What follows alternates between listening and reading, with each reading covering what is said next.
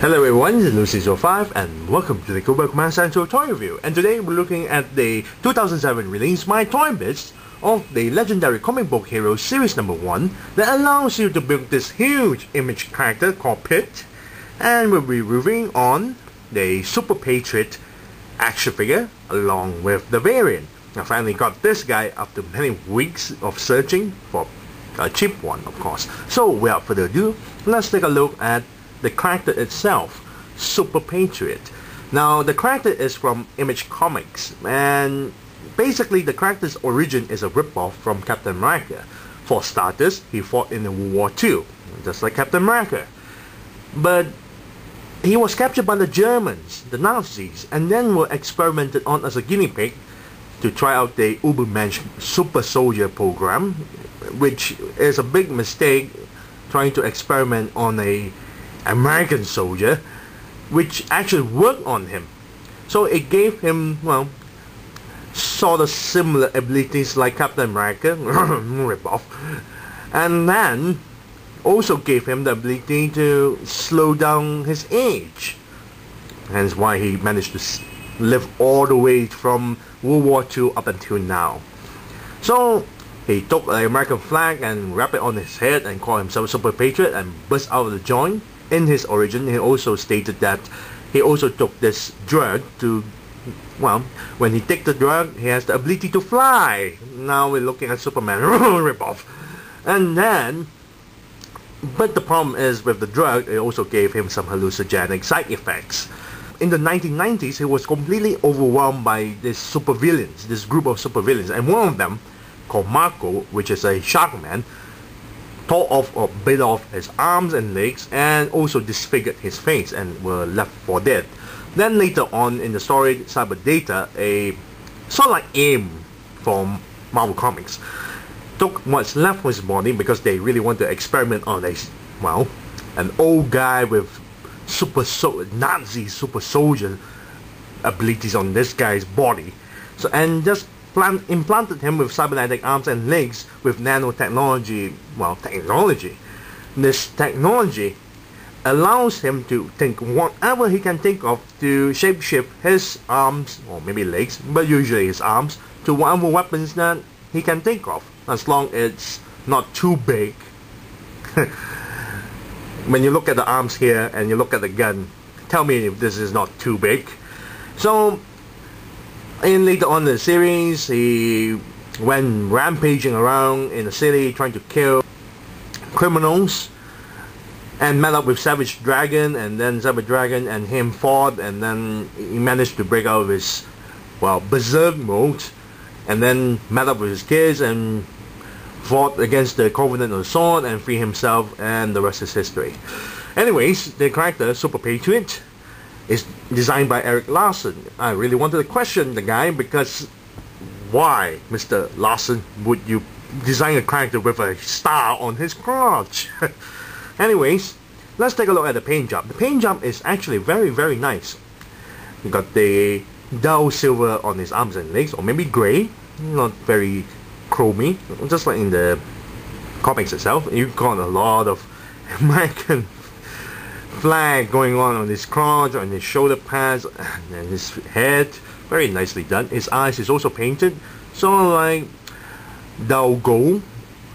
His hair, his old hair, it's white, totally white. Pouches are also painted, very nicely detailed. There's no paint smudges. Even the torso part is very nicely done with the muscle shading. Very nicely done. Now the sculpt is absolutely very, very good. You can see the leg here, the thigh leg here, got this weird, well, rivets going on. Very nice. And you got all the wires and the cybernetic parts going on here, bottom part of the feet, the arms as well, very nicely detailed. Even the wrist guard is there, very nice.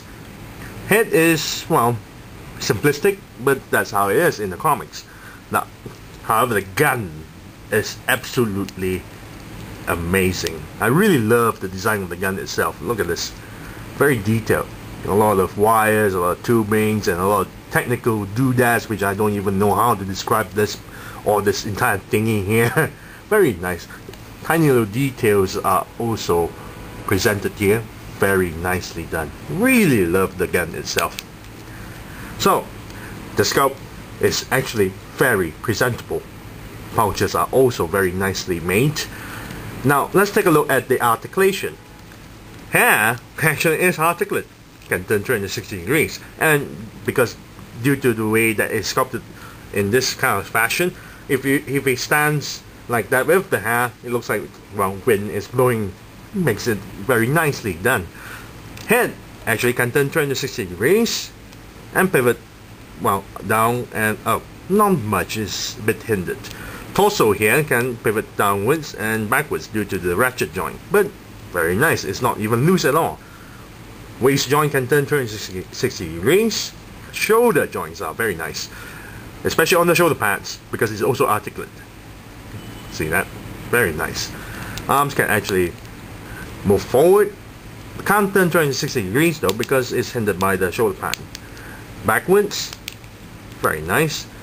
Can raise the arm all the way like so.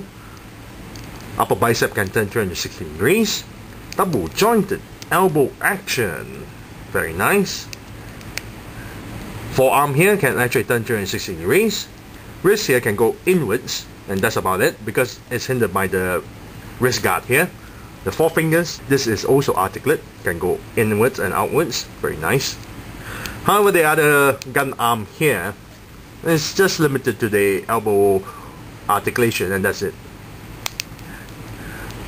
Hip joints, very nice.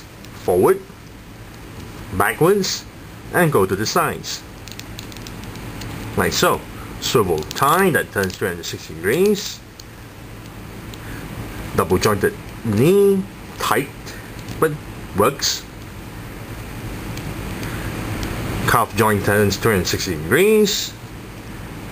And ankle joint go downward, upward, side to side, and toe can go upward. Very nice. I really love this figure. But I won't give the rating first, because we're going to look at that guy. So, be right back, because we'll be looking at the variant. Now let's take a look at the variant. As you can see, the variant has some changes on its arms.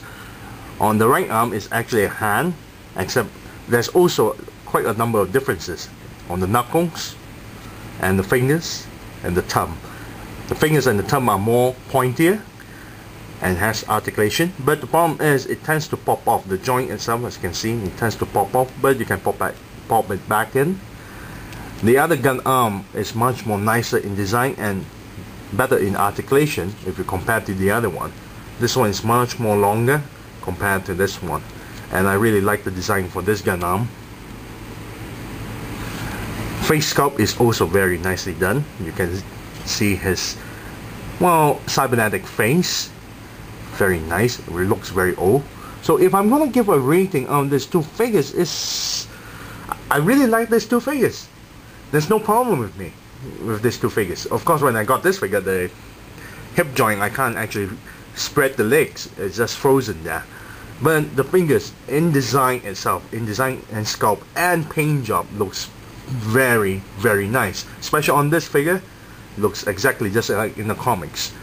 And I really like this sculpt for the gun itself. So if I'm gonna give a rating on these two figures, they would get a 9 out of 10. So thank you all for watching. This is Lucy05, and I'm signing off.